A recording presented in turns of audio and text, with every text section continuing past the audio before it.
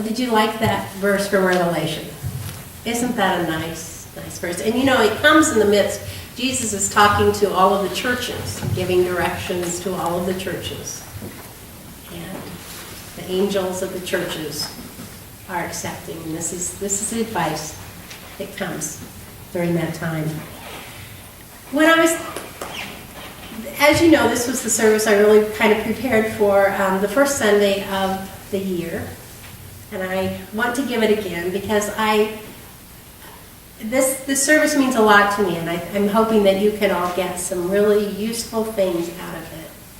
And as I was thinking, so often the new year you think of opening the door to the new year. I was thinking about doors. And just a funny little story. When I was a child, we had one of those floor furnaces, which I'm sure many of you did. And the floor furnace wouldn't heat the whole house. It would only heat kind of downstairs. You had to keep the door to the upstairs closed because it wouldn't heat the whole house. So when I went up to bed at night, it was really, really cold up there. And all of us slept in the upstairs. And I remember there were plenty of blankets, and you know I had nice warm pajamas, but just the thought of crawling between those cold sheets was just like, oh, I don't know if I can do it. So I would stand by that floor furnace and get as warm as I could and then run upstairs and jump into bed. Well, I created this imagery in my mind to help. And I had this little door right here in my tummy. And I would open that door in my mind, light a match, and throw it inside. Close the door. And then I could feel it getting warmer and warmer. And then I could feel the warmth going down my legs into my cold toes and that warmth coming up. And my little fists would be clenched, you know, and it's getting warmer. And it helped. That imagery of imagining what it was like for me to have a fire in my tummy helped me to get warm quicker. Well, I felt it did. So, and today we're talking about doors. And I was thinking about the door to our church. Does it look inviting both physically, and is it inviting spiritually? And is there anything that we could do to make it more open and more inviting? And then I was thinking about these personal doors that we have, the door in our heart that Jesus is talking about. And I found a book that I'm going to be using for a retreat. It's called Opening the Door to Ourselves, The Journey Within. Opening that door to our hearts. And it's written by Joyce Rupp, and it just has a group of meditations that you're supposed to work on over a period of time. But she uses this image of the door to visualize the door to our hearts. So I'm going to give you a little homework today. One of the first things is to take some time and try to think of what the door to your heart looks like. You don't need to do it right now. I mean, you can kind of ponder about it. But the thing about it is it gives us insight to our relationship to God when we think about that door. When I thought about my door, it was very it was interesting and introspective, and it showed me some things. And I didn't necessarily like everything I saw. My door was thick and heavy, kind of like that door on the picture, only it came to a point at top. It's like a barn door. But that thing was thick and heavy. And I thought, okay, am I trying to keep God out because I'm afraid if he looks too deep into my heart, I may not like what is seen? Or am I trying to keep other people out with this big door? And then as I looked at it more, I realized it had a window in it. Well, my door was kind of shaped like this, but it had a window up at the top, and there was a beautiful yellow light, a very inviting light coming in. So I thought, well, that's a little bit better. It feels friendlier than that big heavy door. And then I realized my door didn't have a door stop. So it would swing. Even though it was big and heavy, it swung open and closed very easily. And I liked that aspect of it. So I'm continuing to just think about my door, and I encourage you to do it too. Your door may be a screen door, opening and closing really easy, letting everyone in. It may be a door that has a sign on it. Maybe it has a door that says welcome. Or maybe it has a sign that says enter at your own risk. It may be a door with a lock on it that only certain people you let in. You may be very cautious with the door to your heart. It may be a door with a window. Maybe it does have a doorknob on both sides. You know, that is up to us. But it's interesting to think about that door and what it says to you about how open you are to let God in and to let others in. Joyce Rupp, this is one of the things that I really got from her book. She says, opening the door of our heart allows us entrance into the vast treasure of who we are and into that divine present within us. We have all this love, an immeasurable amount of love within us, if we open the door to discover it. And each door we open helps us grow into the fullness of who we truly are. Each discovery helps us to contribute our love to the world. And our authentic self, which is that union with God, sometimes seems so far away. But truly, when we open the door, our true self wants to be known. It wants us to know who that is because that helps us connect with the divine. When we open the door and go inside, God is there with us. And always when we open that door, we should remember to invite God with us. So it's not something we're exploring on our own. Because the Holy One is with us in all of our life. And the purpose for opening the door inward is to help us know and claim who we are, so we can be more completely joined with God in expressing the love to the rest of the world. One of the thoughts that came to me this week when I was in Berkeley working on spirituality, I had always kind of held to the purpose for my life was to become the type of person that I want to spend eternity with, from George Dole. And I held to that, but I have a new one now. The purpose of my life is to draw as close as possible to God. To draw and understand God and be connected with God. And that's a little bit different. Instead of me working on me, I'm trying to let God work on me. Which I think is interesting. Thinking about our lives a little bit, our lives are so full of distractions. We have the work responsibility, we have home responsibility, we have children responsibility, and then we have TV, and then we have Facebook, and then we have computer games, and on and on and on. And I was trying to figure out why a game of software or of solitaire on my computer, it just draws me in. And I realized it's kind of mind-numbing, you know? Those worries about my next sermon or children or what's for supper, you know, you can just work on that. Which I'm not saying is a bad thing, but sometimes we get out of balance with that.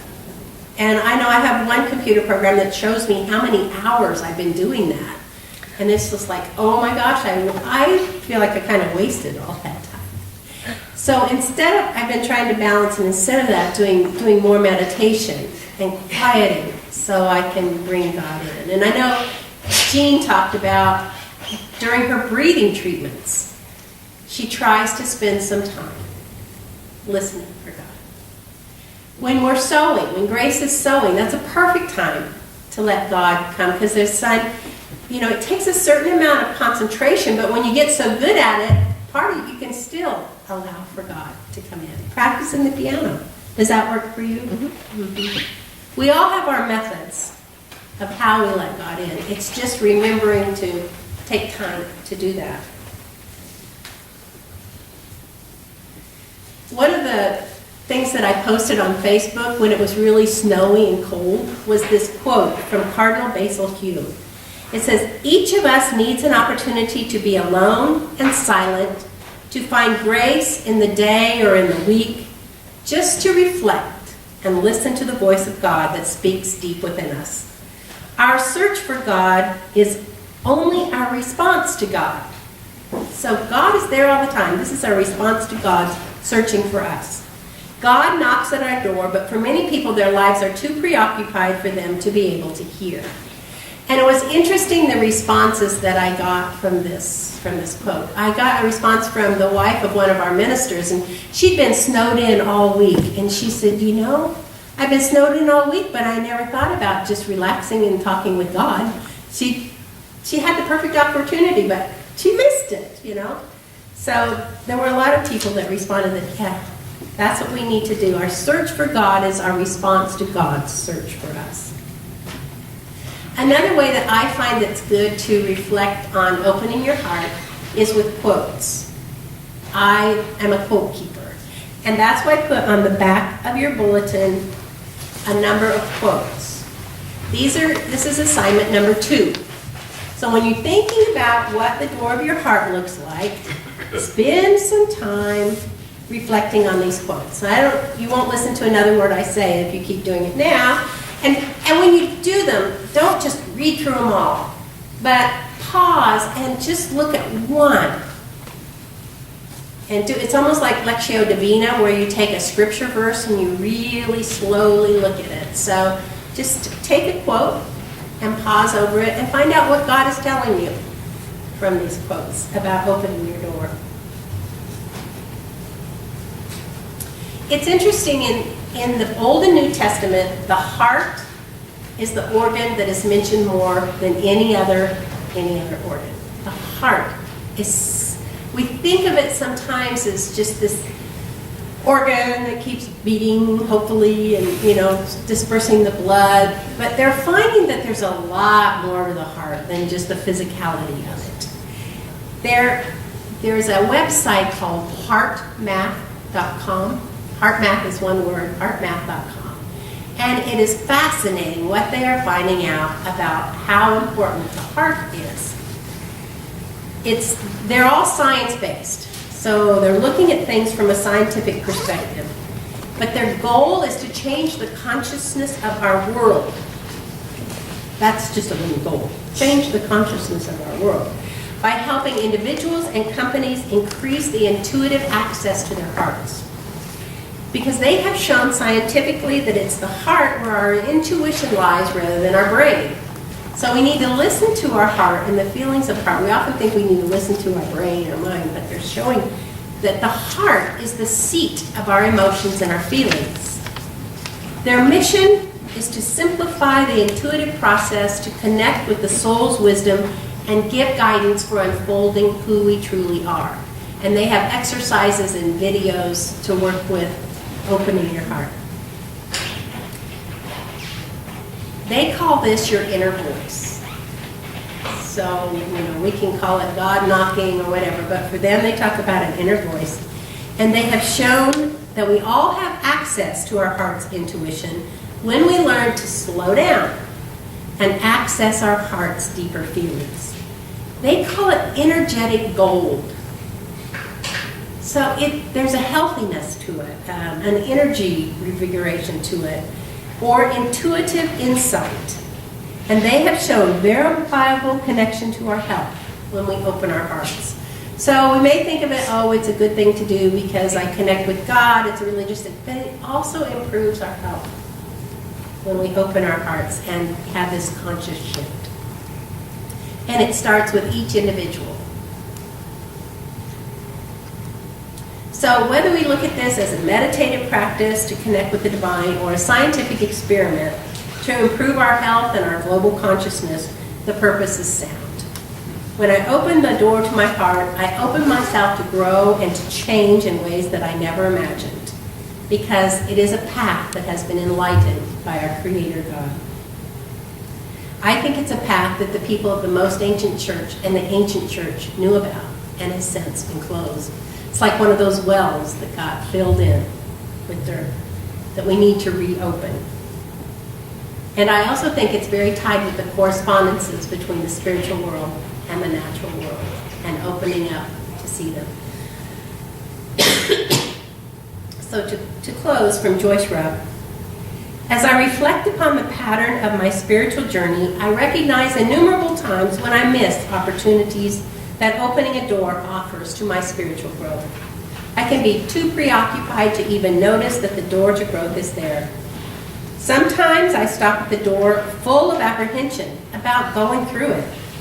Once in a while, I keep a door shut that beacons my entrance by refusing to dialogue about a collapsing relationship.